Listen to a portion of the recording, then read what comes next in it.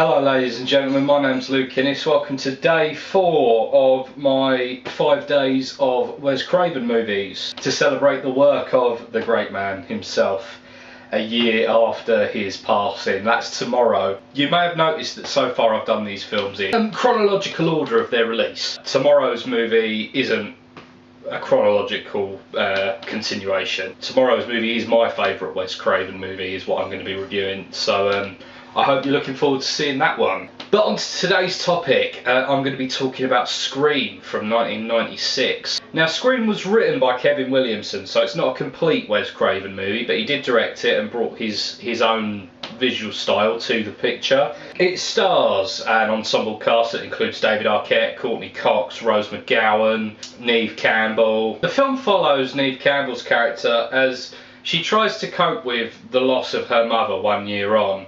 She was murdered and she believes that her mother's killer is in prison. She and her group of friends begin to be stalked by this killer.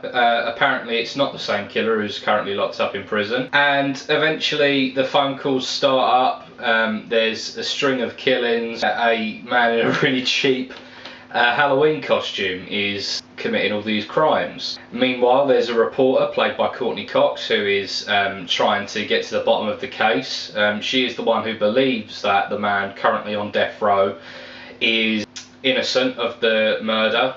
And yeah, so the plot basically unfolds from there. It's a bit of a murder mystery thing with a little bit of a slasher element thrown in. Obviously the thing that Scream is famous for is its kind of metatextuality and the idea of the fact that this makes reference to horror convention. Obviously most horror movies take place in a world where horror movies don't exist to compare the situation to.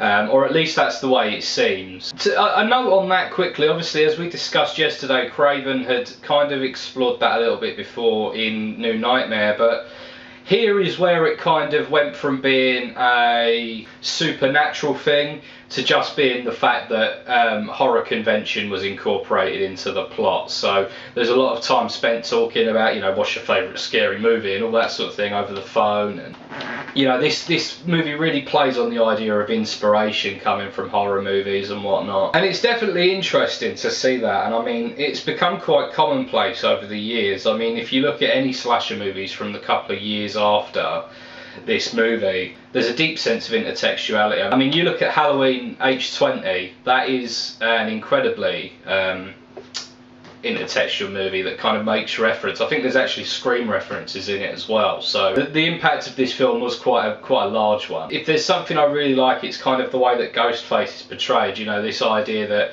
anyone could be Ghostface. You know, this is just a cheap Halloween costume he's wearing. It's not like, you know, Leatherface, where Leatherface's costume is made out of, you know, human skin, or someone like Freddy Krueger who gets his unique appearance from Burns. This is just a guy in a cheap Halloween costume, you know, running riot, which is kind of scary. And that's also carried through in the way that Ghostface interacts with the environment around him. You know, this is a very frantic, bumbling killer who, you know, his victims, his prey, kind of are able to fight back against quite effectively. You know, it's quite a real portrayal of kind of a struggle between the killer and the victim, rather than the sort of more stereotypical slasher approach that you get in the likes of Friday the 13th or Halloween. So that's definitely an interesting thing that I do like about Scream.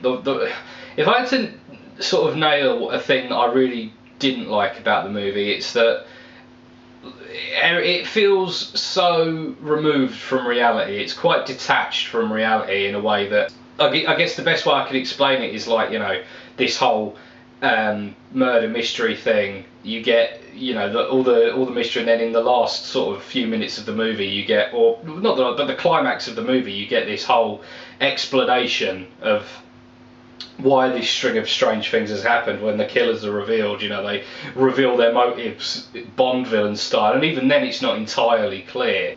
But I mean, you know, overall I've got to say that Scream is a pretty enjoyable movie. It's, like I say, it's definitely highly flawed in that regard though. And I mean, I guess the kind of metatextuality is also a problem as well, because it doesn't really serve a great deal of purpose except contributing somewhat to the idea of motive, and you know, the idea of a serial killer getting ideas from horror movies. And as a horror fan, that kind of offends me a little bit, because it kind of feeds that idea that horror fans are awful meatheads who, you know, use these films to gain ideas for crimes that they want to commit, and how these movies are dangerous, which obviously is not true at all. And we as horror fans need to defend horror from the terrible misjudgings of it by kind of authority figures. This film sort of feeds into that and almost agrees that that's a thing that happens, which is a real shame that Wes Craven would be involved in something like that. Or maybe it works on multiple levels. Maybe that's a sort of satirical look at what, you know, the perception of horror films in the public is. Maybe I'm just not intelligent enough and it works on multiple levels, you know?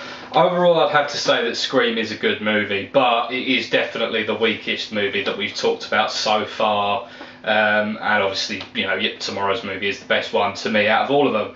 But as I say, this is definitely the weakest movie, but it's still a movie with that there's a lot of fun to be had with, and that I would recommend you check out with reservations. I know some people, you know, this is a bit of a movie that kind of is hotly contested and debated. Overall, I'd say that Scream is worthy of a 7 out of 10. Its flaws are many, but its fun factor is definitely there to make this a very enjoyable movie in terms of kind of what is good about it and what is inventive about it. So yeah, obviously tomorrow we're going to be looking at my favourite Wes Craven movie. As I say, I'm sure a lot of you have guessed what it is. Just from knowing my tastes and stuff, you may have guessed what it is. So yeah, please do return tomorrow. I'll leave a link to my podcast in the description. Please go and check that out. It's called Ironcast. But until next time, thanks for watching, and I'll see you tomorrow with my last Wes Craven movie of this run.